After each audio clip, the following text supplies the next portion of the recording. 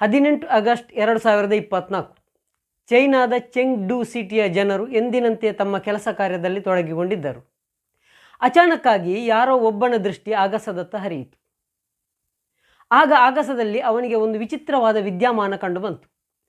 ಎಂದಿನಂತೆ ಇರುವ ಒಬ್ಬ ಸೂರ್ಯನ ಬದಲು ಅವನಿಗೆ 7 ಸೂರ್ಯರು ಕಂಡುಬಂದಿದ್ದರು. ಅವನಿಗೆ ತನ್ನ ಕಣ್ಣನ್ನೇ ತಾನು ನಂಬಲಾಗಲಿಲ್ಲ. ಪಕ್ಕದವನಲ್ಲಿ ಕರೆದು ಹೇಳಿದಾಗ ಈ ವಿಷಯವನ್ನು ಅವನು ಕೂಡ ಆಗಸದತ್ತ ದೃಷ್ಟಿ ಹರಿಸಿದಾಗ ಅವನಿಗೆ ಕೂಡ ಅಲ್ಲಿ 7 ಸೂರ್ಯರು ಕಂಡು ಬಂದಿದ್ದರು.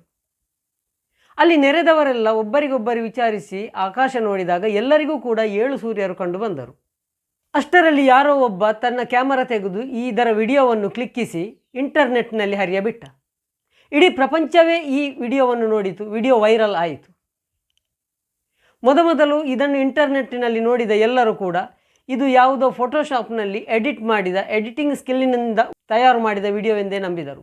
ಆದರೆ ಇಂಟರ್ನೆಟ್ನಲ್ಲಿ ಇದನ್ನು ಬಹಳವಾಗಿ ತಡಕಾಡಿದಾಗ ಎಲ್ಲರಿಗೂ ನಂಬಲೇಬೇಕಾಯಿತು ಚೀನಾದ ಚೆಂಗ್ಡು ಸಿಟಿಯಲ್ಲಿ 7 ಸೂರ್ಯರು ಕಾಣಸಿಕ್ಕಿದ್ದಾರೆಂದು. ಸತ್ಯ, ಆ ದಿನ ಚೀನಾದ ಚೆಂಗ್ಡು ಸಿಟಿಯಲ್ಲಿ 7 ಸೂರ್ಯರು ಕಂಡದ್ದು ನಿಜ. ಹಾಗಾದರೆ ಈ 7 ಸೂರ್ಯರ ಸತ್ಯಾಸತ್ಯತೆ ಏನು? ಬನ್ನಿ ಈ ವಿಡಿಯೋದಲ್ಲಿ ಆ ಬಗ್ಗೆ ಎಲ್ಲವನ್ನು ವಿವರಿಸಿ ಹೇಳುತ್ತೇನೆ. ನಮಸ್ಕಾರ ಸ್ನೇಹಿತರೆ, ವಿಸ್ಮಯ ಲೋಕ ಚಾನೆಲ್ಗೆ ಸ್ವಾಗತ. ನಾನು ನಿಮ್ಮ ಸುಭಾಷ್ ರೈ. ವಿಡಿಯೋವನ್ನು ಕೊನೆ ತನಕ ನೋಡಿ, ತುಂಬ ಇಂಟ್ರೆಸ್ಟ್ ಆದ ವಿಡಿಯೋ.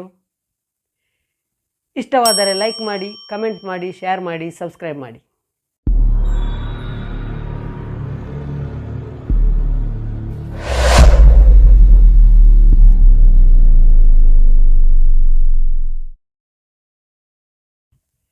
ನಮ್ಮ ಬ್ರಹ್ಮಾಂಡದಲ್ಲಿ ಇಂತಹ ಘಟನೆಗಳು ನಡೆಯುವುದು ಇದೇ ಮೊದಲಲ್ಲ.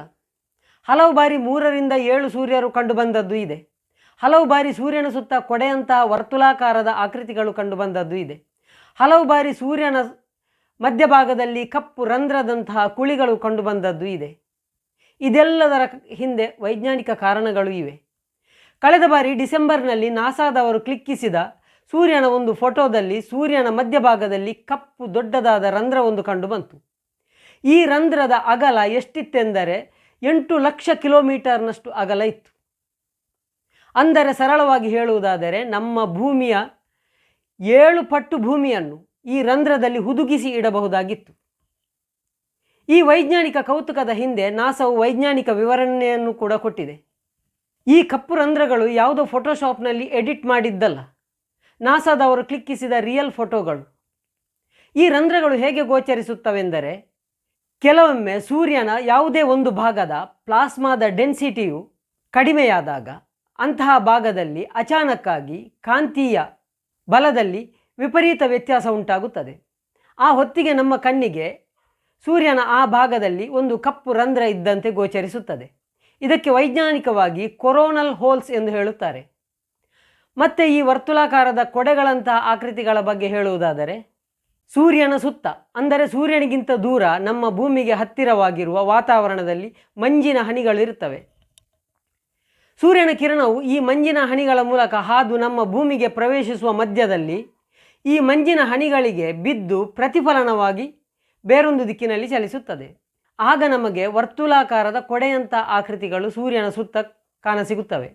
ಕೆಲವೊಮ್ಮೆ 2 ವೃತ್ತಾಕಾರದ ಆಕೃತಿಗಳು ಕೂಡ ಕಂಡುಬಂದದ್ದಿದೆ. ಇದೊಂದು ಆಪ್ಟಿಕಲ್ ಇಲ್ಯೂಷನ್ ಆಗಿದ್ದು ವೈಜ್ಞಾನಿಕವಾಗಿ ಇದಕ್ಕೆ ಸನ್ ಹ್ಯಾಲೋ ಎಂದು ಕರೆಯುತ್ತಾರೆ.